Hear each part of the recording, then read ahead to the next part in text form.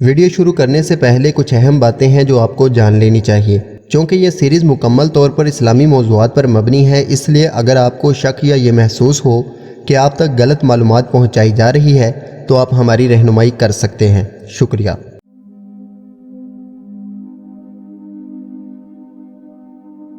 السلام علیکم ورحمۃ اللہ وبرکاتہ۔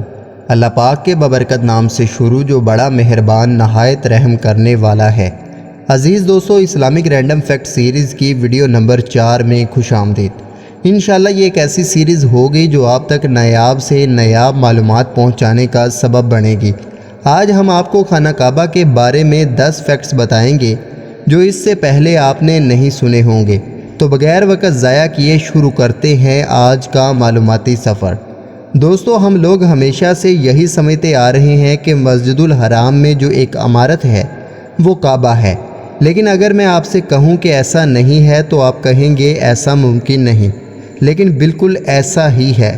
تفسیر نعیمی میں آتا ہے کہ کعبہ عمارت کا نام نہیں بلکہ زمین سے آسمان تک کی فضا کا نام ہے، اسی لیے گہرے تہخانے اور اونچے پہاڑ پر بھی نماز جائز ہے، کیونکہ اگر اس عمارت کو دیکھا جائے جسے ہم خانہ کعبہ کہتے ہیں تو اس کی بلندی اتنی نہیں جتنی پہاڑوں کی ہوتی ہے، اور اس کی اتنی گہرائی نہیں جتنی تہخانوں کی ہوتی ہے۔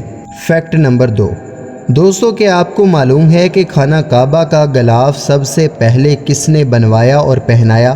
سید الانبیاء صلی اللہ علیہ وآلہ وسلم کی ولادت سے 1000 سال پہلے طوبہ بادشاہ امیر بن ورا مکہ معظمہ پہنچا اور 7 جامع فاخرہ کعبے پر پہنائے۔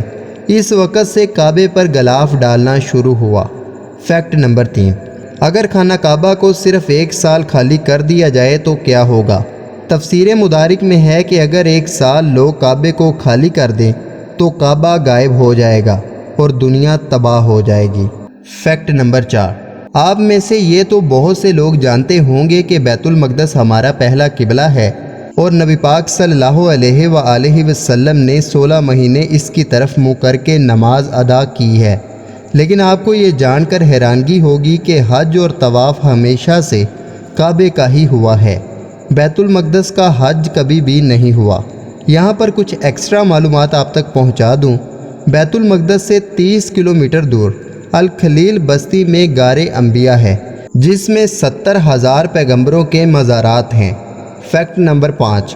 دوستو، تفسیر نعیمی میں ہے اور یہ تاریخی واقعہ مشہور ہے کہ جب حضور صلی اللہ علیہ وآلہ وسلم نے کعبہ معظمہ سے بت نکالے تو سارے بتوں کا چورا کروا کر سڑک پر بچھا دیا کہ اس پر گدھے گھوڑے پیشاب کریں، لوگ قدموں سے روندیں، مگر جو بت حضرت ابراہیم علیہ السلام اور حضرت اسماعیل علیہ السلام کے نام کے تھے انہیں دفن کروا دیا۔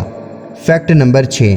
دوستو، کعبہ معظمہ کی پہلی بنیاد آج سے تقریباً 4000 سال پہلے 2200 قبل از مسیح میں حضرت ابراہیم علیہ السلام اور ان کے بیٹے حضرت اسماعیل علیہ السلام نے رکھی تھی، اور کعبے کی موجودہ عمارت سن 1040 ہجری میں بنی۔ تفسیر نعیمی میں آتا ہے کہ کعبہ معظمہ اور مکہ مکرمہ کے بارے میں ازل سے فیصلہ ہو چکا تھا اور اس کے متعلق لوح محفوظ پر لکھا جا چکا تھا کہ یہ جگہ بڑی حرمت والی ہوگی۔ Fact number 7۔ دوستو، جب قیامت آئے گی دنیا کی کوئی چیز باقی نہ رہے گی، لیکن روح المانی میں آتا ہے کہ قیامت کے بعد کوہ طور، کعبہ معظمہ، مسجد نبوی صلی اللہ علیہ وآلہ وسلم اور بیت المقدس جنت میں رکھے جائیں گے۔ Fact number 8۔ دوستو، آپ کو جان کر حیرت ہوگی کہ جب حجر اسود کعبہ شریف کی دیوار میں قائم کیا گیا تو اس کی روشنی دور دور تک جاتی تھی۔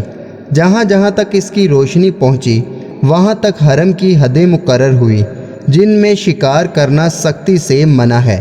تفسیر نعیمی میں یہ حدیث شریف موجود ہے کہ میثاق ازل کا ایک عہد نامہ حجر اسود میں محفوظ ہے اور حجر اسود خانہ کعبہ میں لگا ہوا ہے۔ کل قیامت میں یہ پتھر اس طرح آئے گا کہ اس کی آنکھیں، زبان اور منہ وغیرہ سب کچھ ہوگا۔ Fact number 9۔ دوستو، سیرت ابن ہشام جلد اول میں ہے کہ کعبہ شریف کے اندر نذرانے اور چڑھاوے وغیرہ رکھنے کے لیے ایک کنواں تھا۔ اس میں ایک خوفناک اژدہا نکلا کرتا تھا اور کعبے کی دیوار پر چڑھ کر دھوپ تاپا کرتا تھا۔ اس اژدہے کے ڈر سے قریش بوسیدہ کعبے کو گرانے اور اسے نئے سرے سے بنانے کی ہمت نہیں کر پا رہے تھے۔ ایک دن عادت کے مطابق اژدہا دیوار پر لیٹا ہوا تھا کہ فضا سے ایک پرندہ جھپٹا اور اسے اچک لے گیا۔ یہ منظر دیکھ کر قریش کو بڑی تسلی ہوئی۔ کعبے کی پرانی عمارت کو گرانے میں ایک جھجک اس لیے بھی تھی کہ قریش ابراہہ کا بھیانک انجام دیکھ چکے تھے۔ آخر ایک دن ولید بن مغیرہ آگے بڑھا اور ایک کدال لے کر کعبے کی جنوبی دیوار کے کچھ پتھر گرا دیے۔ Fact number 10۔